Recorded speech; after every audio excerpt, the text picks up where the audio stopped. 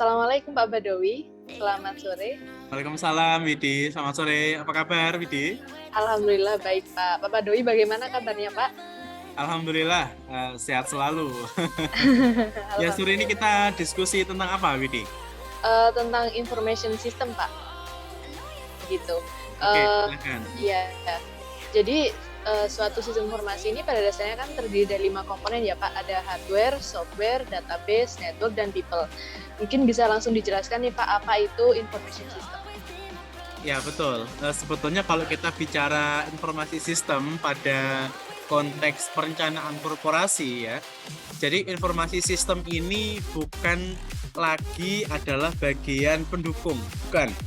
Ya, salah besar jika perusahaan menganggap sistem informasi ini hanyalah pendukung. Sistem informasi itu adalah bagian strategis di dalam sebuah perusahaan atau organisasi. Ya. Karena tanpa adanya sistem informasi, kita akan kesulitan dalam mempercepat laju organisasi atau perusahaan. Betul yang disampaikan sama Widi bahwa yang namanya sistem informasi itu berkaitan dengan hardware, software gitu ya, jaringan, people, proses, dan lain sebagainya. Jadi adalah serangkaian peralatan ya, baik itu tangible maupun intangible yang mampu meningkatkan performa perusahaan kita.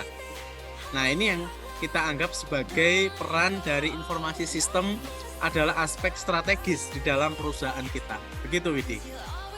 Baik Pak. Selanjutnya apa saja nih Pak manfaat dari information system ini? Ya, kalau kita bicara manfaat, memang banyak sekali ya.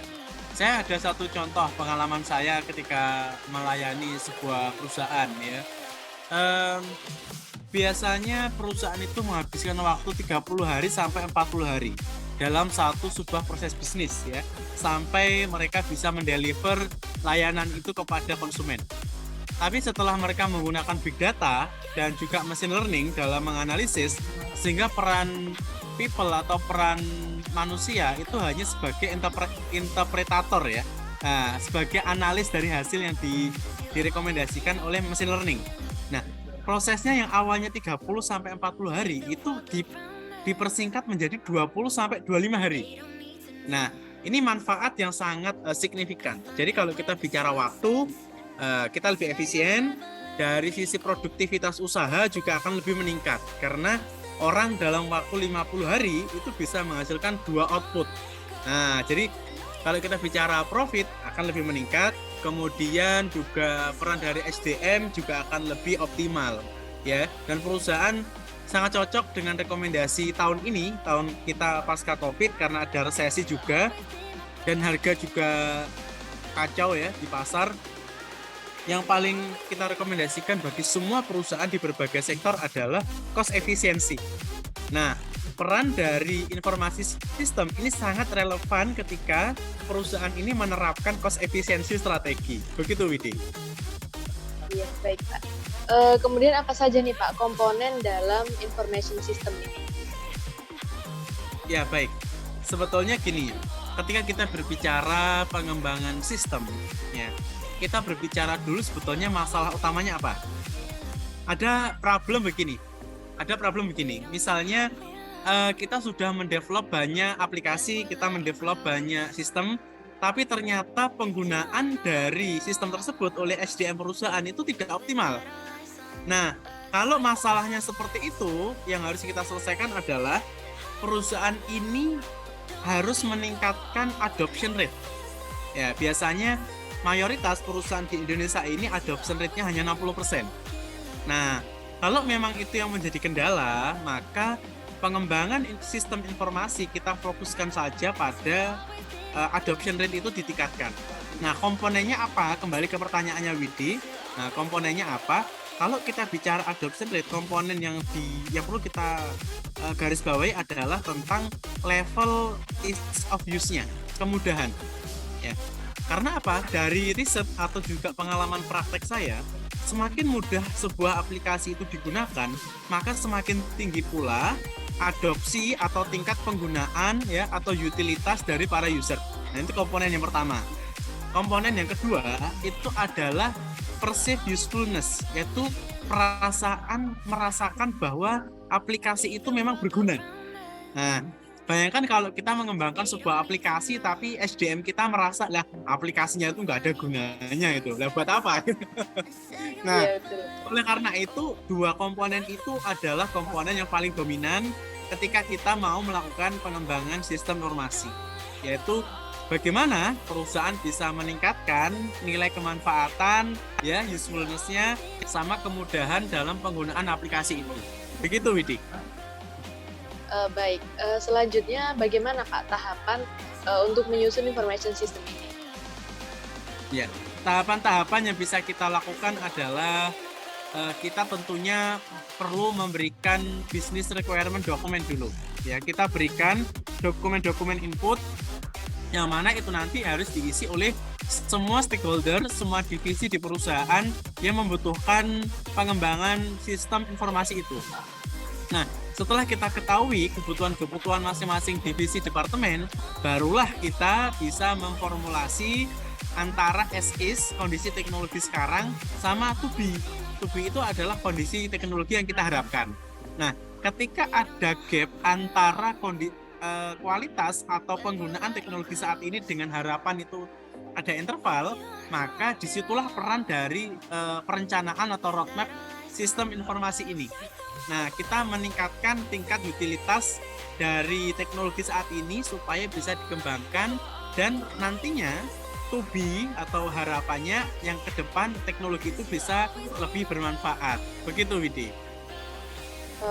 Baik Pak. Kemudian apa saja Pak dampak positif dari information system ini bagi stakeholder? Ya, tentunya kita sebagai stakeholder, misalnya stakeholder itu kan bisa kita bagi di stakeholder internal maupun eksternal gitu ya. Kalau tengah-tengahnya antara internal dan eksternal ada pemegang saham, ada komisaris gitu ya. Nah, dengan adanya komisaris itu kan kita concern ya bahwa uang-uangnya pemegang saham ini kalau bisa misalnya digunakan untuk beli teknologi ya, Mbok, ya teknologinya tuh dimanfaatkan dengan baik kan gitu kan. Nah, oleh karena itu, dengan adanya perencanaan yang matang dalam pengembangan sistem, harapannya uang yang sudah kita belikan aplikasi, kita belikan platform, kita belikan software, itu lebih bisa teroptimalkan dengan baik. Ya, jadi tidak ada yang namanya idle capacity, tidak ada yang namanya inventory atau investasi teknologi yang tidak dimanfaatkan oleh stakeholder kita. Itu yang pertama, ya berkaitan dengan utilitas aset. Nah, yang kedua, kita bisa memaksa atau memiliki jaminan bahwa kinerja perusahaan itu akan lebih efektif. Ya, bayangkan kalau kita dalam bahasa yang sederhana saja, kita berkirim surat pakai kantor pos, sama kita kirim email, cepat mana? Pasti cepat pakai email gitu kan. Iya betul. Nah, sehingga apa? Produktivitas bisnis itu lebih tinggi. Kalau kita pakai kantor pos mungkin butuh 2 hari, 3 hari ya dalam korespondensi.